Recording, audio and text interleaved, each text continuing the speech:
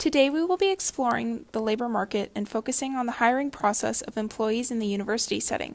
We will speak with Natalie Williams, who has played a role in the hiring process for university professors, as well as Sarah Hamilton, who hires managers for a community outreach undergraduate program.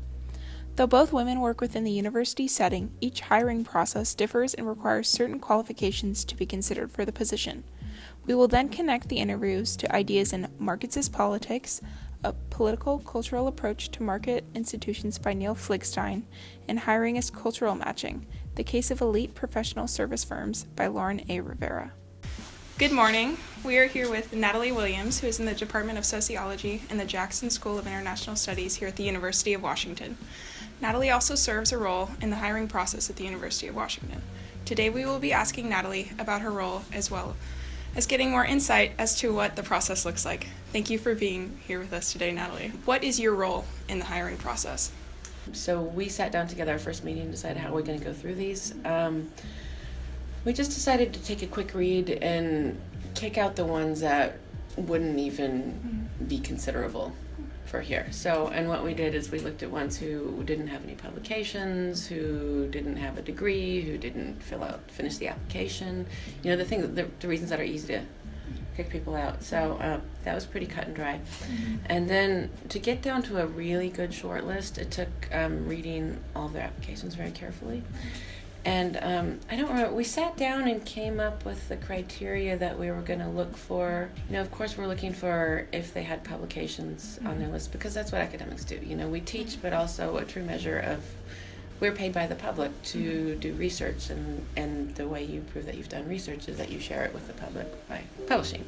So, and it's also an indicator if people can work on their own, because this is a very independent position. So, you have to be a self-starter. So we were looking for, do they have publications? Did they have teaching experience that went well?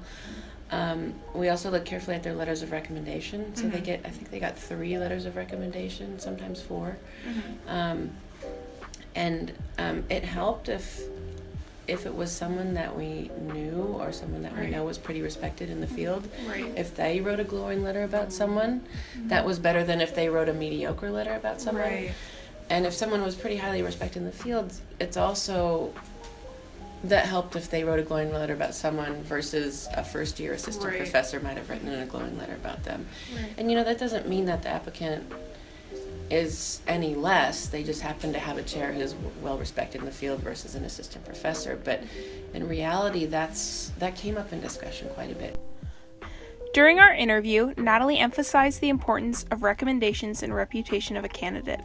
Her emphasis on the reference portion of the application process brings the ideas presented in Markets as Politics, a political cultural approach to market institutions by Neil Fligstein to life.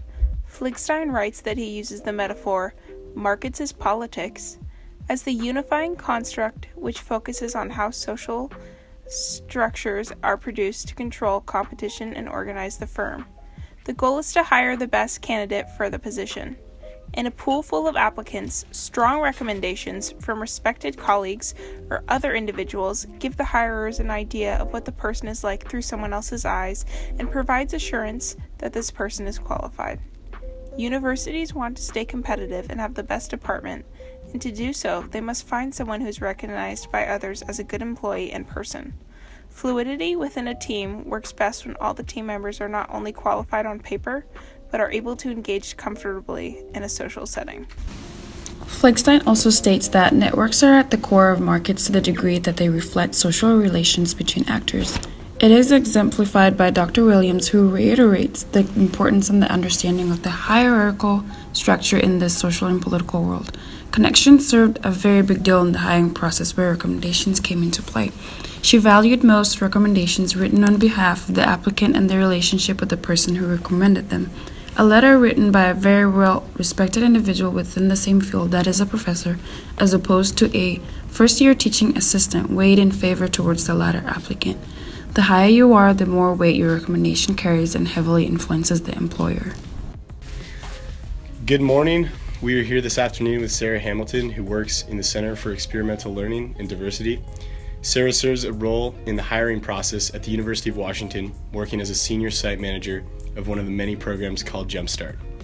Today we will be asking Sarah about her role as well as getting more insight as to what that process looks like. Thank you for being here with us this morning, Sarah.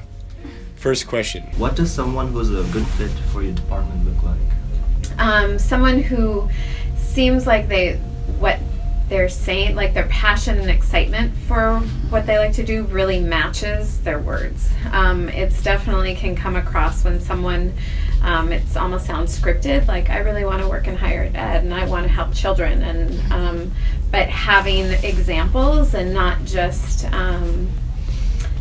someone regurgitating their resume. That's kind of one of my pet peeves. I'm like, I have your resume so I can see that. So really giving examples, and it's when I think someone it comes to life when they tell a story of kind of why they want to do this work or why they have done this work, what kind of that personal experience with the position, and what kind of draws them in or gets them excited about it. So really that genuine sort of excitement in talking about it. I think what can be tricky sometimes is people get nervous, of course, because it's an interview. And I have interviewed people and they've been awesome, but we've had to kind of break through and invited people back for a second interview with the hope that we could get through that, because we suspected some nervousness was kind of covering up like a really strong candidate.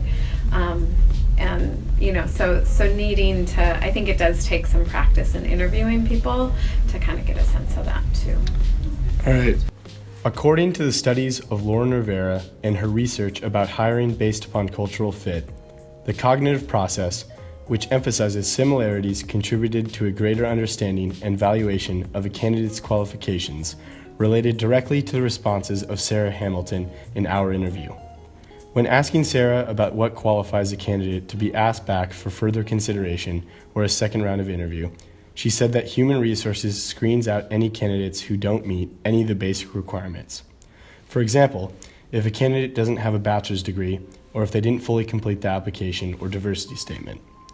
In addition to this cognitive process, Sarah talked about what her ideal colleague would be when looking to hire, which is an example of an organizational process. Sarah said she is more impressed by candidates who show passion for their work and whose words reveal a genuine interest in the position, instead of candidates who read directly off of their resumes. Also, Sarah finds candidates who tell stories and give examples based upon their resumes and personal experience while relating them to the job to be more desirable when determining who to hire. In this example, we can see that for Sarah's specific position, there is a required level of fit that each candidate must meet.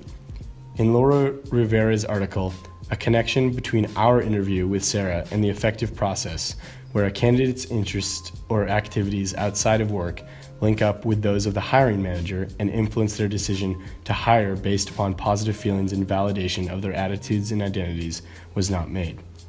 Sarah focused mainly upon candidates' qualifications and their soft skills, as opposed to the effective process. In this example, we can see that for Sarah's specific position, there is a required level of fit that each candidate must meet.